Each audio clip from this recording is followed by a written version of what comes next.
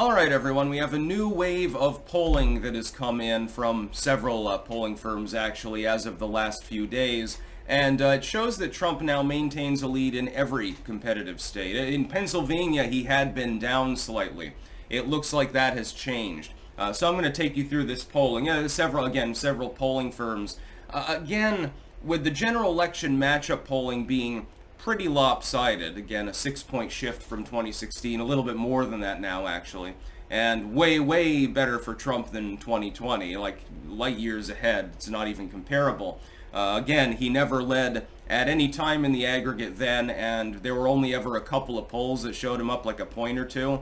That's in the entire polling period for the general election, by the way. He never had these kind of numbers in either of the other elections in which he participated. But now he's sealing the deal even in the states themselves. Keep in mind, these are post-State of the Union polls. I guess that the bounce that the Biden administration wanted, in which every liberal commentator that sucks Joe Biden off predicted would happen, it appears to be the inverse. If anything, Joe Biden may have lost a little bit of steam as the result of his State of the Union. That's probably the direct cause of it, by the way. He bumbled around, refused to address some meaningful issues. It took him 40 minutes to address the border, which he should have addressed literally right off the bat. And gets combative and insults people and, threatens SCOTUS justices that seemed completely bewildered at that particular point. Even the liberal justices were like, what the fuck is going on here? Yeah, it was a disaster. It was a 2 out of 10 State of the Union. I gave him a point for the Snickers joke because it was genuinely funny. You get 10% less Snickers in your Snickers. Hee hee. And they did his old man goofy face, and okay, that's funny enough. It was worth talking about. And a point for not croaking on stage. That's basically it. Anyway, let's go through some polls. Michigan, Trump v. Biden, Quinnipiac, +3 for Trump. He's ahead in all of these other than this one tie, by the way. If you add in Kennedy, West, and Stein, that jumps to a 5-point lead. That's, again, the same Quinnipiac polling service.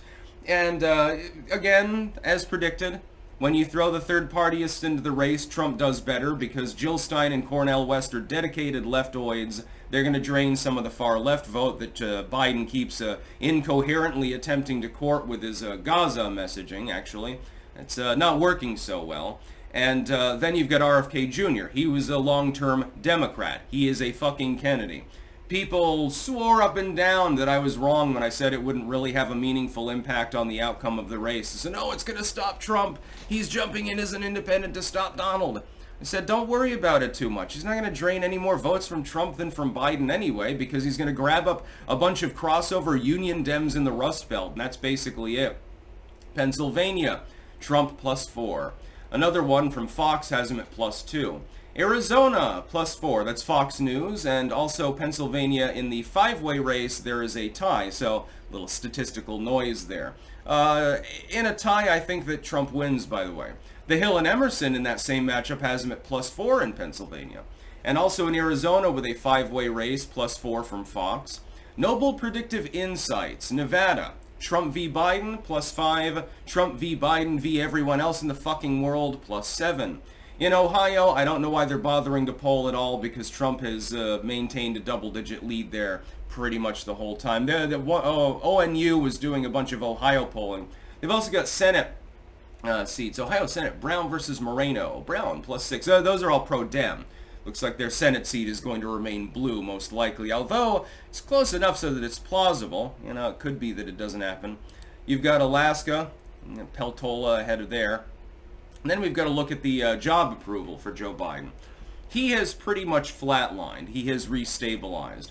The problem is he has restabilized almost at his worst point in polling. That is, he only needs to lose about a point more approval in order to tie his darkest hour, and the disapproval's well up there too, again, within a point or two. His approval's currently sitting below 40%. That is lame duck territory very nearly. 35 is basically official lame duck. Anything below that is basically you might as well get your ass out of office. With his approval lagging and Trump's approval rising, and with all state polling going in Trump's direction, and with general polling going in Trump's direction, and with no meaningful competition in party, so we know that that will be the matchup again, unless there's a death, a stroke, or Biden stands down inexplicably at the Democratic National Convention, which I think would actually sink the Democrats' polling numbers further. I think it would be actually a terrible idea for them. Ironically, it's better to keep Biden in the race than any alternative that they could find. I mean, you don't really want Kamala to be the one running the show, now do you? I don't think that would go over too well. I think that Trump would absolutely curb stomp her. He'd take Virginia and Maine quite easily at that point, and the rest would be literal political history. As of right now, I think Trump is coasting to a re-election. Again, the numbers are so much better than they were in the election he did win before. They're markedly better than they were in an election he supposedly lost by 200,000 votes.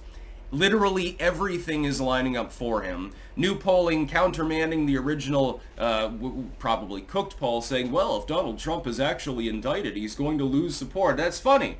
He was found liable for a shit ton of money in the New York case, and his polling numbers inched up a little bit. The same happened when he was, not indicted, but found guilty of something. When he was indicted, his polls rose. When he was found liable in a civil case, his polls rose. Why would I think it'd be any different if they throw the book at him?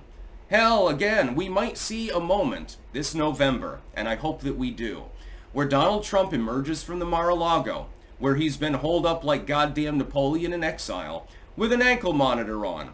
And he comes out, grins at the crowd, sticks two thumbs way in the air while someone bends down and cuts it off of his ankle.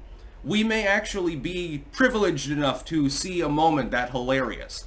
It would be the funniest thing in U.S. political history, or at least since, Congress people occasionally shot each other in duels and stuff like that. By the way, apparently Hamilton, that's the way he actually died, and he wasn't the last founding father to die. Several people messaged me about that, actually, yesterday.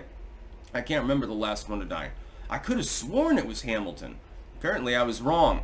One of them died in the late 1820s. I can't remember which one it was. Madison? I don't know. Who cares? Doesn't really make a difference. That's only it only matters for the gun control debate due to the Bruin decision.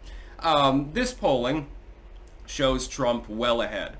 Again, he's riding 6 points ahead of an election that he won in all of those competitive states, in which he was typically behind in the polls, other than Georgia, of course, in those states. I don't even know why they bother polling North Carolina. Again, it's looking more like Ohio. That's not even competitive. It'd be like conducting polling in California. Oh, Trump plus, Biden plus 17. Well, no shit. Yeah, there's a partisan divide in the country. I'm very surprised about that. Don't get me started on Dems continuing to whine about how they want Texas, or Republicans hoping that Lee Zeldin will canvass for them so they can grab New York. Those aren't going to happen in this election. By the way, just taking a win here really, really quickly. Did I not say for several cycles that Texas was in no danger of going blue, and everyone told me that I was wrong because my Hispanics and because my Beto? Well, I think that my prediction aged like fine wine on that one, so suck it. That's about all. Peace out.